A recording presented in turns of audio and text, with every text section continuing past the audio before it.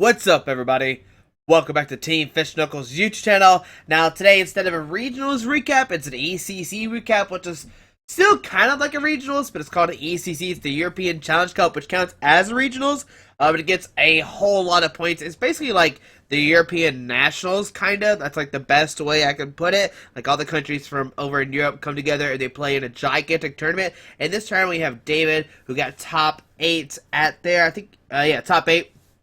Play the Seismitoad Giratina deck. He actually got top 4. I know if I say he made it to top 8, but he advanced. I always say top 8 because I want to give it away, but I know some people got confused when I said just top 8. But he played a Seismitoad Giratina deck, which I thought was gone. I thought the deck was like dead. I didn't think it existed. But you know, Toad, you have Quake and Punch, does 30, can't play item cards. Giratina, 100 damage, can't be affected by Mega Evolutions, and your opponent can't use tools, special energies, native cards. And we ask him about Jirachi. If you don't know, Jirachi's a promo that says, has the attack Stardust, you discard a special energy off the active, and that Jirachi cannot be hurt. It has to deal with the escape ropes, which seems pretty cool. We talk about the Team Aqua Secret Base, which seems pretty nice as well. And besides that, it's pretty much a straightforward Seismitoad Giratina deck, except now they don't play lasers or Verbank. They kind of, you know, you can't play those in expanded, so you have to kind of transfer your deck to standard in a different way. This is what he did to make it top 4, if I remember correctly. But hopefully you enjoyed this video. Thanks for watching, and let's see the interview. What's up, everybody? Welcome back to Team Fish Knuckles YouTube channel. Today we're doing an ECC recap, and this time around we have, what's your name? David Roodhof. Okay, alright. And we just saw your list. It was a Seismitoad Giratina deck, and now the ECC was all standard, correct? That's correct, indeed. Okay. And let's go over your matches first before we go over the deck. What would you play against day one? Day one, I started off pretty badly. I started off 1-2. Okay. And I lost my first round against Evil Tall Toad Hammers or something. And I was like, well, this is going to be a bad day. The second round, I faced Night March without Crush or Enhanced Hammer or 0-6. So that was easy win once I got Giratina powered up. And in the third round, I won the mirror match. I lost, excuse me. I lost the mirror match against Jake Wolfin from the UK. Very nice chap. After that, I was 1-2, and I walked towards my brother, who was sitting in the sitting area, I guess. And we were joking, well, I need to win the 6 next rounds or win 5 and tie, and I could bubble. And I was joking with him, well, we're going to go home early. But after that, I won my six next rounds against 2 Manectric Bats, 2 Mirrors, a Raichu Bats, and an Entei. And, well, the rounds went pretty decent, I think. But the 9th round, there was quite a bit of controversial, I think. Yeah. Yeah. Well, after the match, we had 14 minutes of time extension because of a lot of rulings that happened. I was playing a German guy who was playing Seismitoad Giratina as well, but he played Silent Lab. Okay. So what happened was, he played Silent Lab. I forgot about it. I played Shaman, and I looked at the card, and oh well, I can't draw cards. Never mind. I attach energy to Giratina and pass. I even mentioned to him, well, there's a Silent Lab, and at that point, we started at 8 a.m. Or we had to be in the tournament hall at 8 a.m. and at the point it was 11:30. So we were both really tired, and I pointed to him, well, I can't draw cards. And his turn, he benched the Shaman for 6, and he drew cards, or for 5 or something, and he drew cards, and I was like, well, you can't draw cards. And it looked like he shuffled the cards in his hand, so I called the judge, and they don't know what to decide on. And, well, that was really disheartening, I think, for him. And eventually he got a prize penalty for that. And he got to draw 1 card instead of the 5 or something. which he already had in his hand, and he played a judge. And the turn after, it was my turn. I attached an energy, and it was his turn again. And there was another mistake because I also played a judge that turn, and Right. he drew the 4 cards and played a trainer's nail, and it took a sycamore of that. And I looked at his hand and I asked him, "How many cards do you have in your hand?"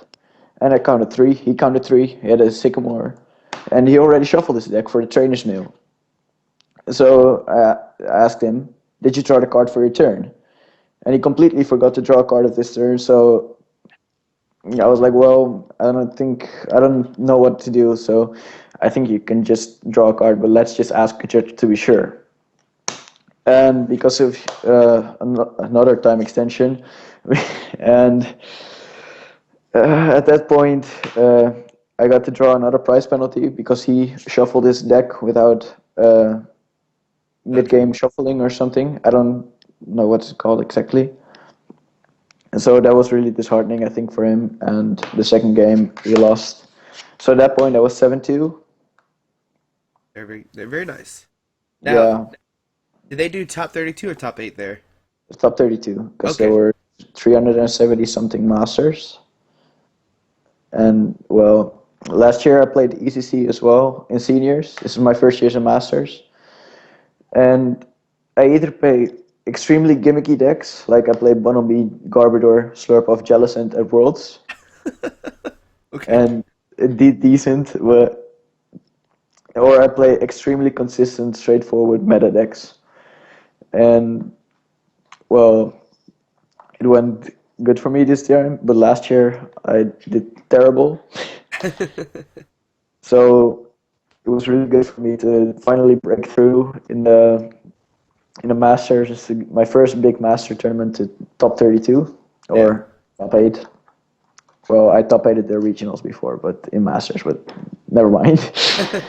So I went 7-2 in day two, into day two with 11 seeds.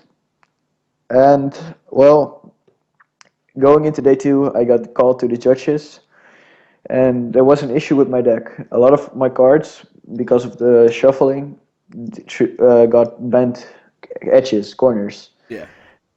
because that's the way how I shuffle. And one of my cards was also marked, and I got a. There was really. I don't think I did that because it was in the top right corner, and I always shuffle like left bottom. But I got a game loss for that.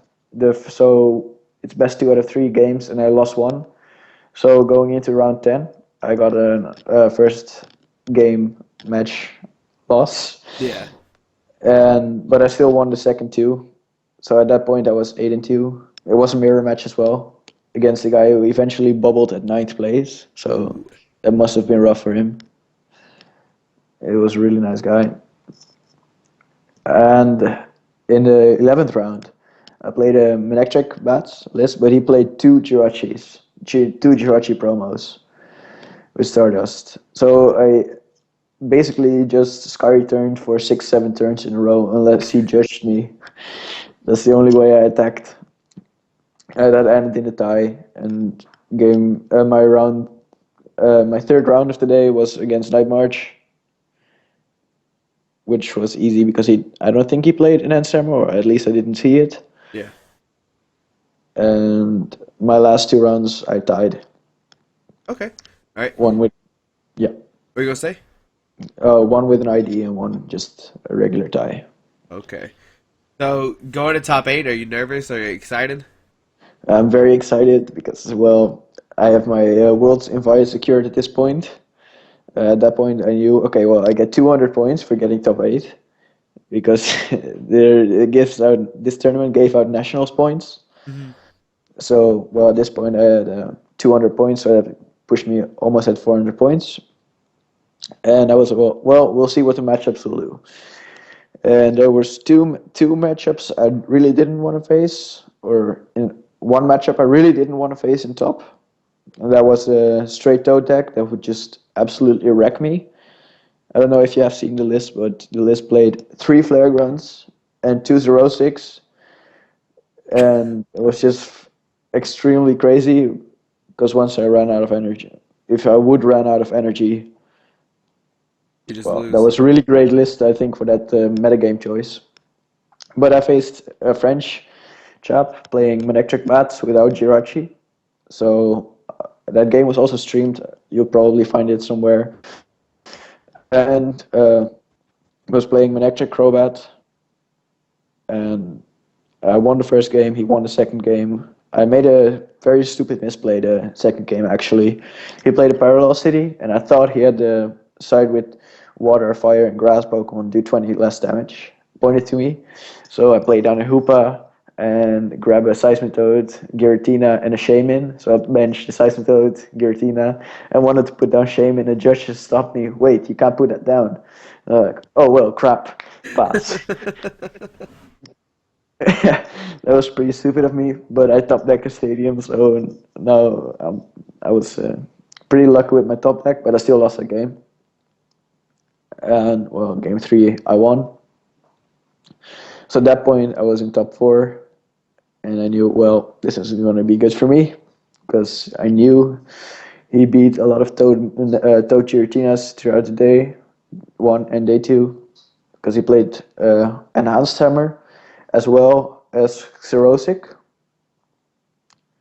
And well, he won a coin flip, and he got nine marchers in the discard pile turn one, and he judged me. I drew VS Seeker, VS Seeker, VS Seeker, double Dragon Energy, and I started with Lone Toad.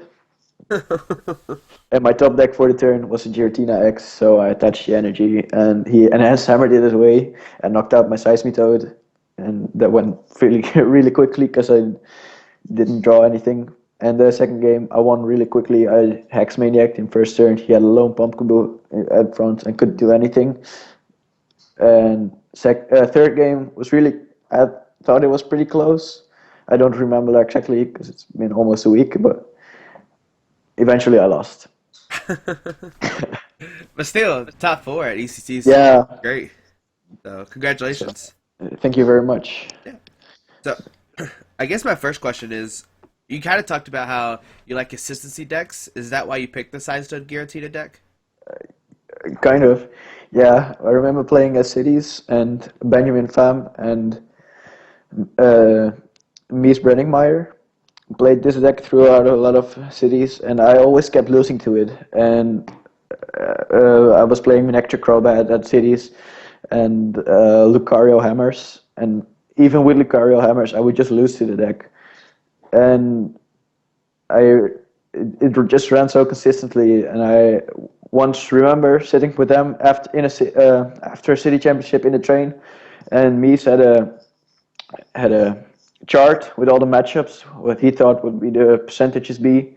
So Seismitoad Giratina had 50-50 or better to almost every matchup except for Eviltal X with Zoroark and Gallade. That was pretty bad for the deck because it just hits very hard.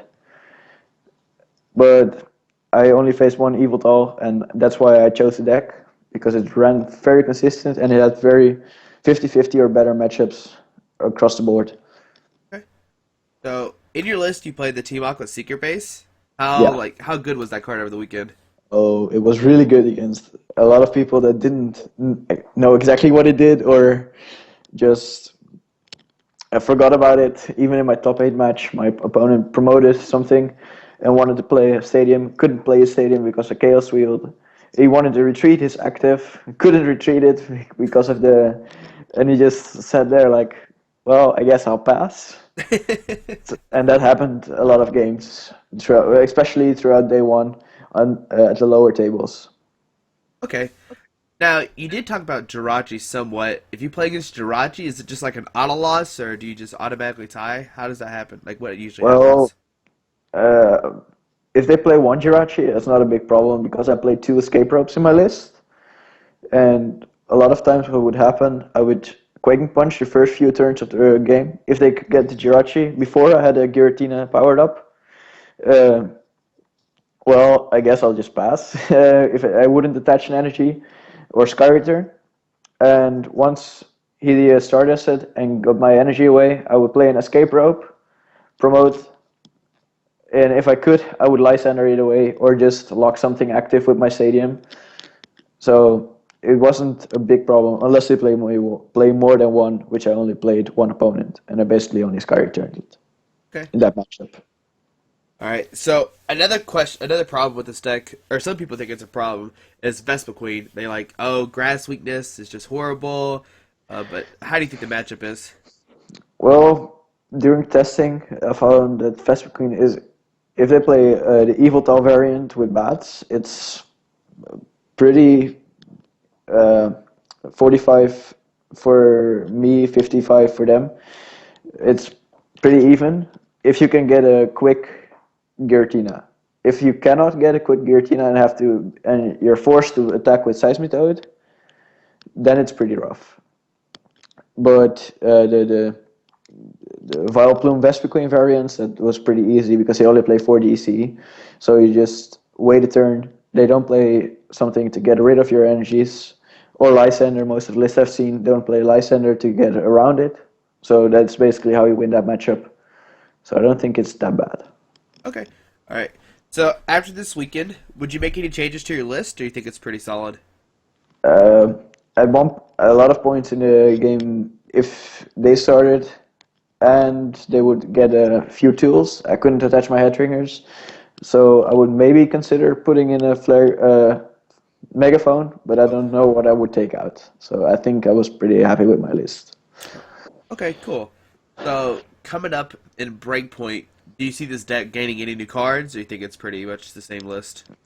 I haven't really looked at Breakpoint. Yeah, I've looked at it, but I didn't really consider it for standard because most of our tournaments in the Netherlands and Belgium will be expanded until nationals. Oh, okay. So I'll be going to two more expanded tournaments, and that'll be it. So I haven't really looked, or standard tournaments, and that'll be it. So I haven't really looked at what that will gain or lose with the new set. Okay. All right. Now you said you're at four. Is it 400 CP or 300? Yeah, 400 CP, right? Yeah, I'm currently at 495 CP. Dang. That's what World's Point counted with. So how many points are you gonna try to go for? Well, before this tournament, I was like, well, I should go for the 300 day one invite. But at this point, day two, I heard is over 1,000 points. But I'm still going to six more regionals, so I might be, if I get lucky at nationals or perform well at a few regionals, I might be able to. But Man, a thousand points. I wouldn't even know what to do. Like that's so yeah, many points. we have like you have six regionals a year, some 7 year regionals in the US. I don't Yeah. know. We have like 50 in Europe or more even, probably more. There you go. So that's fun though. I like that. There's a lot more regionals. Yeah, All right, man. Do you want to give any shouts to anybody? yeah. I'd like to give a few quick shout outs. One to my brother who supported me throughout the entire tournament. He didn't play. He just said uh, after the rounds he chatted with me and just supported me. And well, my testing partner before the weekend or in the week before the ECC, Bjarne Osinga. If you're watching this, thanks, man. And the people I slept at their house, the parents of friends of my brother, I slept at their house. Thanks for letting me sleep at your house. Yeah, that's about it. All right, man. Hey, thank you so much for doing this interview. And if you don't know, David also is making an article as well. Yeah, I'm writing an article for cardleaders.de. It's a German site, but I'll be posting an article probably somewhere around next week. It'll be in English Yeah. about the ECC, where I go in depth about more of my matches. Okay, so make sure you check that website out. And even if it's not, if an article is not in English, you can still translate it. Like it's still translated. So yeah, don't worry, guys. But hopefully you enjoyed this video. Thanks for watching. Once again, shout out to David for doing this interview. Congrats on getting top 4 at the ECC. It's very Thank nice. you, man. Thank you for doing the interview. All right, guys. So thanks for watching. Have a great day. Alrighty, bye.